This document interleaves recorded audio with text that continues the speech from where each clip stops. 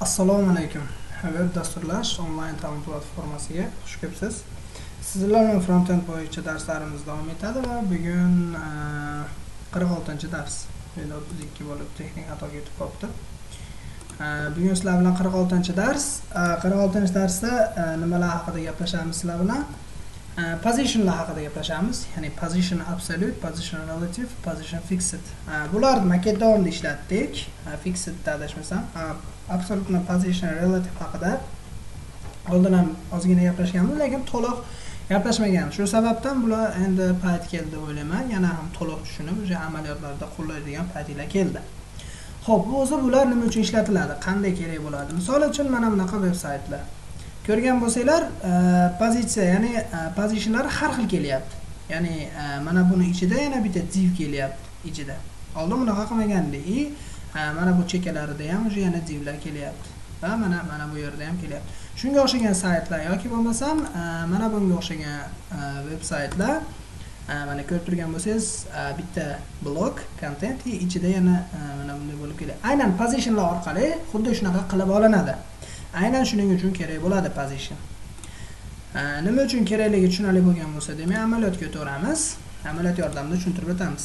Uning uchun ikkita uchta, ya'ni header qilib qisqacha qilib website contentini tuzib olaman. Ya'ni header qilamiz birinchi, keyin section qilamiz. Sectiondan keyin footer qilib qo'yamiz. Footer sahrat qildim. Section orasiga misol uchun birorta heading beramiz, paragraf berib qo'yamiz. Misol uchun heading bo'lsin larem 5. Bu bo'lsin larem 100. Control qilasiz. Xo'p, browserda ko'rib olaman bir qator. Xo'p, ko'rib oldim. Endi stil yordamida berib qo'ygan hamma kontentimga ko'rinish berib olaman. Sizlarga ko'rinishligi uchun headerga berib olishim mumkin. Width 100%. Sal tezroq ishlayman. Height bo'lsin o'rtacha, misol 500 piksel bo'lsin. Ato background bo'lsin где-то hop yashilmi. Shu rang bo'lib tursin, yashil ekan. Keyingisi bo'lsin section. Section'ni men to'g'rilab olaman. Width bo'lsin 1110 piksel qilamiz.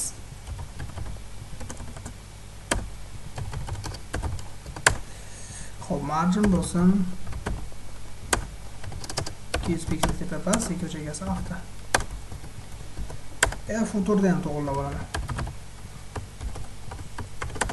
Xo'p, width bo'lsin, footerda width o'rtacha 100% bo'lsinmi? Hoppa. 100% bo'lsin. Keyin yana nima bo'lsin? Height bo'lsin. Где-то 500 piksel. Background ham bunga boshqacharoq berib olamiz. Bu bo'lsa zari. Boshqacharoq rangda background berib olishimiz mumkin. Shu bo'lsin. Control plus S. Mana bunday bo'ldi veb-saytimiz, ya'ni mana bu header, section va footer bo'lyapti. Endi men sizlarga footerning ichiga ikkita blok ochib olishim mumkin. Ya'ni bular ko'rindi, endi footerning ichiga blok ochib olaman. Tushuntirib ketaman keyin sizlarga. Blok bo'ldi, blokning ichida box kelsin. Stil yordamida shuni to'g'rilab, positionlar orqali berib olaman. Hop, footerda o'ziga rang berdim, height berdim, width berdim, padding berib olishim mumkin. 100 piksel greta. Hop, yana nima qilsak bo'ladi? Endi footerning ichiga blok berdim, to'g'rimi? To'g'ri. Footerning ichiga blok berdim. Ana shu blokda width beraman unga 400 piksel bo'lsin. Height beraman. Где-то 300 piksel bo'lsin. Va background beraman. Xo'p, backgroundini ham boshqacharoq rangda qilib yuboraman. Mana sizlar ko'rinsin shuning uchun. Xo'p, mana shu rang bo'laveradi. Endi to'g'ri kelgan rangni oldik. Margin berib yuborishi mumkin. After.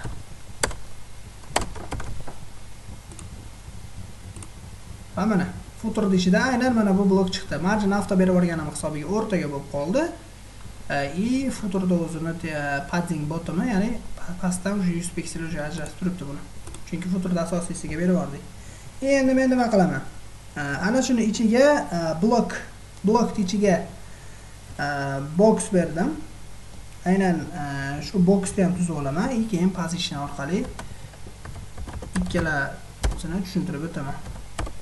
Box. Hop, boxda ham width bo'lsin 100 piksel. Height bo'lsin 100 piksel. Background bo'lsin. Shunday turib, boshqacha rang qilib qo'yamiz backgroundini ham. Hop, shu rang bo'lsinchi, control process. Endi mana buni ichida chiqish kerak-ku. Mana chiqdi. Endi men mana shuni mana bu rasmga o'xshab qilsam bo'ladi. Qanday? Aynan mana bu yerda rasm ko'rdi adashmasam. Mana bu rasmga o'xshab har xil joylarga qo'yib olsak, yarmini tashqi blokda, yarmini shu yoqda qo'ysa ham bo'ladi. Uning uchun nima qilaman? Uning uchun position beraman. Positionga absolute beraman. Bottom bo'lsin. Где-то 0 piksel qani. Buncha mashina ishlasa kerak, agar bunda ishlamasa relative mana bu yerdan chiqib qoldi. Ya'ni bu buning ichidan chiqib qoldi. Sababi men position mana bunga berdim, bottom kirgandaylar 0 piksel tursin pastdan dedim. Agar shuni topdan 0 qilsam, agar hozir bu yerdan topdan tushib ketib qoldi, to'g'rimi? Bottomga berib yubordim 0. Men shuni bottomdan o'rniga top bersam, control qilasiz. Va mana bu tepaga chiqib qoldi. Position absolute berganim hisobiga mana bu blok ichida bo'lgani bilan uje bunga uje quloq solmayapti. Ya'ni bu buyrug'iga kirmayapti. Shu sababdan bu yoqqa ketib qoldi. Endi men mana shuni ichida hisoblashlik uchun mana bu blokda o'ziga position relative berib yuborishim kerak.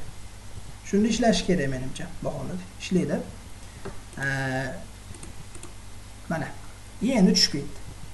Chunki men bu orqali buni ichida turish uchun mana shunga berib yuboryapman. Va top bo'lsin, mana shuni ichidan hisoblaydi endi.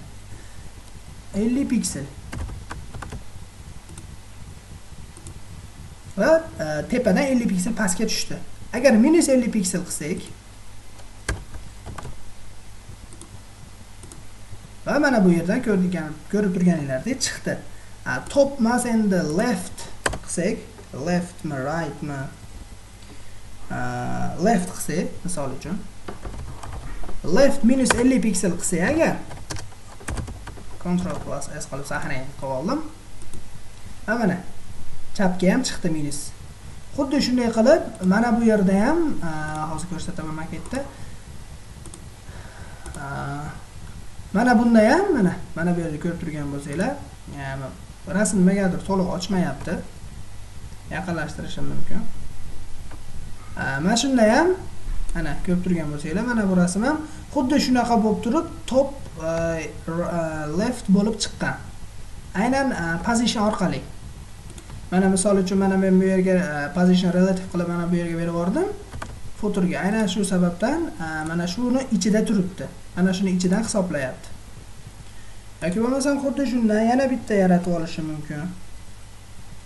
Ya'ni box yana bitta box yaratib olishim mumkin. Control Shift D qilaman, box qilib turib, uni nomini 1 qilib qo'yishim mumkin. Control plus S va mana buni ko'paytirib olaman. Control Shift D box bo'ldi va uni 1 deb olaman.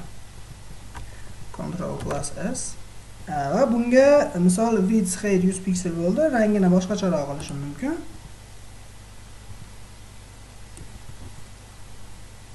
Rangini qizil qilishim mumkin. Control plus S Hop, buni ichiga bo'lib qoldi. Hozir alohida qilish uchun bunga top left emas,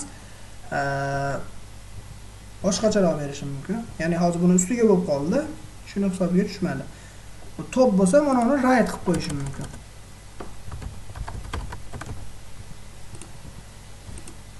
Mana, xuddi mana shunday bo'ldi. Yana ham chiqarib yuborgan bo'lsa, bu yerda balandlab ketaveradi. 70 bo'lsam bu. Aynan mana shu yordamda beradi. Misol, position relative da agar men mana bu yerdan, mana bu blokning ichida berdim, to'g'rimi? Ctrl C qildim. Footerga berib yuborsam agar. Buni kommentga olib o'tiraman. Ctrl C / Ctrl S. Mana shu ikkalasi footergacha ketishi kerak. Va mana footernikigacha ketdi mana shu ikkalasi. Shuni hisobiga. Chunki men positionda bunga berib yubordim. Aynan mana shu orqali buyruq beradi. Endi uni o'chirib yuboraman, mana uni o'zini qolsin. Ctrl Shift / Ctrl S. Mana bunday bo'lib chiqib qoldi. Aynan shu sababdan ishlatiladi position absolute, position relative lar. Yoki bo'lmasam header ichiga misol uchun menu keladi ko'proq, to'g'rimi? Ya'ni veb-saytlarda, ko'p veb-saytlarda yurganimizda, misol bitta veb-sayt ko'rdim deb desam, mongo.uz ekan. Mongo.uz-midi?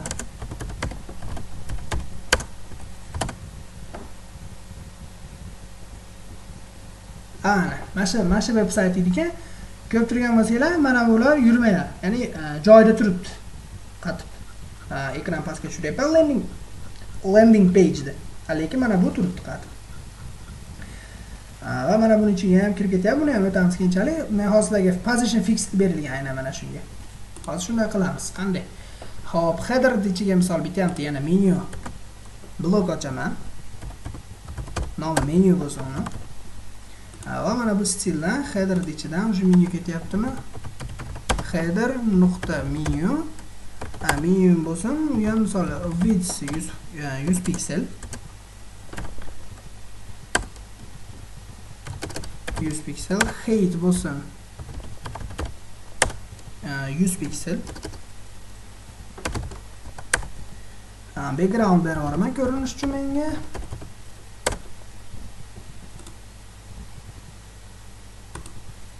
Birorta rang tanlab olamiz. Mana shu rang bo'lsin. Va endi bunga nima beraman? Aynan ana shunday bo'lib qatib qolishligi uchun buni adashmasam sizlar bilan anaqa tuzayotganim, maket tuzayotganimizda ham ishlatdik. Position fixed'da.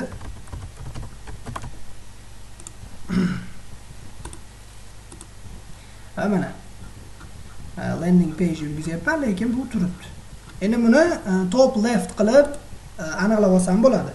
Misol topga berib olsam bo'ladi, o'rtacha 200 piksel berib olsam top deyman. 200 piksel, Ctrl + S. Mana o'rtaga tushdi. Lekin bu ta'sir qilmayapti. Misol landing page turaveradi. Mana shu yerga menu qilib qo'ysak, agar misol galachkali menu qilsa bo'ladi bunga o'xshab. Uni JavaScriptda qilingan bu. Shunday qilib qo'ysak bo'ladi. Bootstrap yordamida ham qilishni o'rgataman, tayyor kod yordamida ham. Keyin darslarda xudo xolasa Bootstrap ham boshlaymiz yaqinda. Shuni o'rganamiz. Hozircha siz mana shu position fixed, position relative, position absolute to'g'ri ishlatishni o'rganib olsangiz bo'ldi. Uning uchun nima qilishingiz kerak? Albatta, mana shu veb-saytlarga o'xshagan dizaynlarni ko'rib turib, aynan xuddi shunga o'xshamasa ham, shunga o'xshatishga harakat qilib ko'rasiz amaliyot davomida. Sizga shu vazifa bo'lib qoladi. Internetdan birorta landing page topingda, shuni tashqi ko'rinishini o'xshatishga harakat qilib ko'ring. Aynan position absolute relative ishlatirsan. Bugungi darsim shulardan iborat edi. Sog' bo'ling, salomat bo'ling. Sizlarga yoqqan bo'lsa albatta xursandmiz.